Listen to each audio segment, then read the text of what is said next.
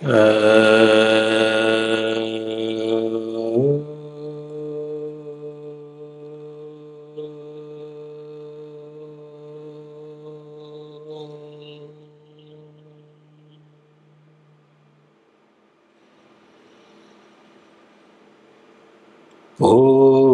पूर्णमदः पूर्णमिदं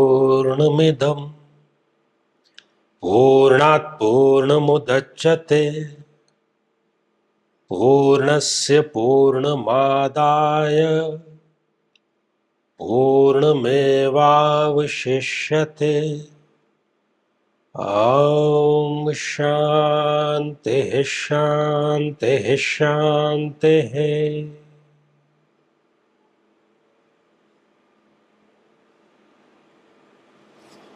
गुरुजी प्रणाम।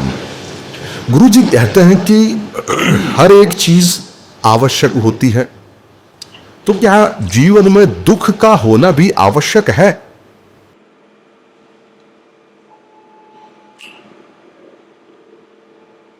अत्यंत आवश्यक है।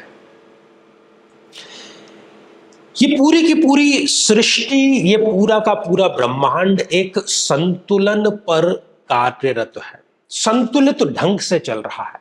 दिन और रात,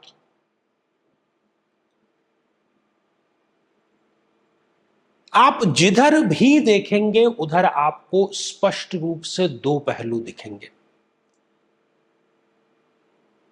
और खास तौर पर जब हम दुख की बात करते हैं, चूंकि दुख का जो समय है वो हमें बहुत लंबा लगता है, इसलिए वो कष्टप्रद होता है। सुख का समय कितना ही लंबा हो, वो बहुत जल्दी ही निकल जाता है, क्योंकि वो सुखदायी है। लेकिन जो गहराई है वो दुख में अधिक है। और दुख आवश्यक किस लिए है? देखिए, जब घन घोर अंधेरा होता है, वो घन घोर अंधेरा प्रकाश के सर्वाधिक निकट होता है।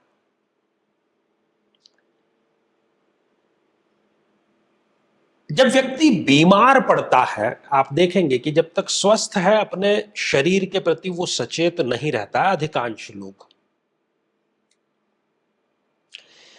शरीर का कोई अंग जैसे ही उसको लगता है कि अब ये खराब हो रहा है, बीमार हो गया है, तब वो अपने शरीर का ख्याल रखना प्रारंभ करता है। आप देखेंगे कि हमारे जो पार्क हैं वो आमतौर पर अधेड़ और वृद्ध लोगों से भरे हुए हैं, क्योंकि शरीर अब उनके हाथ से छूटने लगा है। तब उनको उसका जो अहमियत है, महत्व है, जो भी कह लीजिए, वो नजर आता है।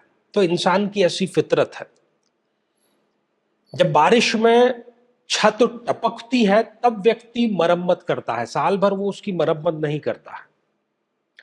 जब किसी व्यक्ति से उसको धोखा मिल जाता है तब वो आगे के व्यक्तियों के साथ में अब कैसा व्यवहार करना है, इसका वो स्पष्टीकरण करता है, अपना वो व्यवहार शुरू कर देता है।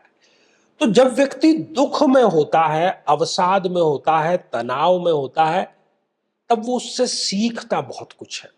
आपका समय बहुत अच्छा था, आपने उससे कुछ नहीं सीखा। जैसे ही समय आपका बुरा आया, आप उससे बहुत कुछ सीख जाते हैं। आपका समय अच्छा था, करोड़ों रुपए थे आपके पास में, लेकिन आपने वो सारे पैसे ऐसे ही व्यर्थ में खर्च कर दिए। अब उसके बाद में जब बुरा समय आया, आप एक एक पैसे को मोहताज हो गए, तो आपको पैसे की जो वैल्यू है वो समझ में आ गई है। ठीक है ना?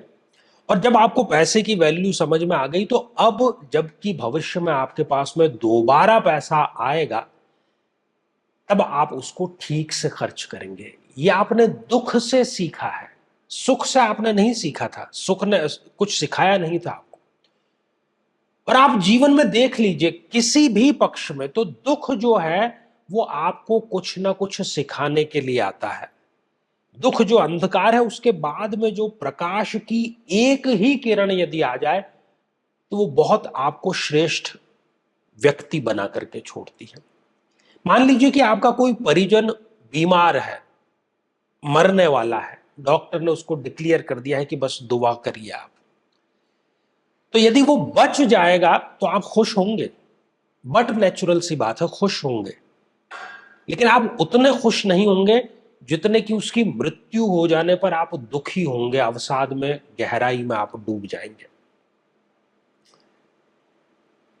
इसीलिए जब स्थित प्रज्ञ की बात होती है कि आपको दुख में बहुत अधिक दुखी नहीं होना है, सुख में बहुत ज्यादा खुशी नहीं मनानी है। आनंद और प्रसन्नता अलग चीज है, उस पर कभी हम चर्चा करेंगे। इसलिए दुख है, देखिए दुख में क्या होता है, व्यक्ति के आंखों से आंसू झरने लगते हैं। दुख निकल जाता है तब उसका एक प्रकार से एक पुनर्जन्म होता है। यदि वो दुख को होल्ड करके बैठेगा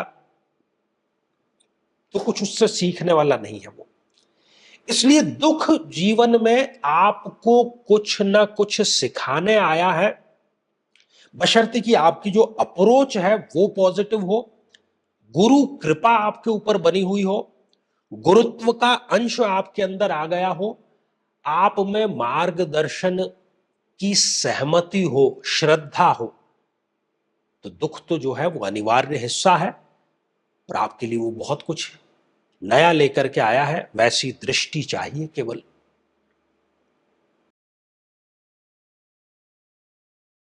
84 लाख योनियों में भटकने के बाद कहीं जाकर ये मानव शरीर मिला है, और जिसे हम भोग, वासनाओं और विलास में व्यर्थ दमा रहे हैं, जिसका सुनिश्चित परिणाम दुख और पछतावा है ही।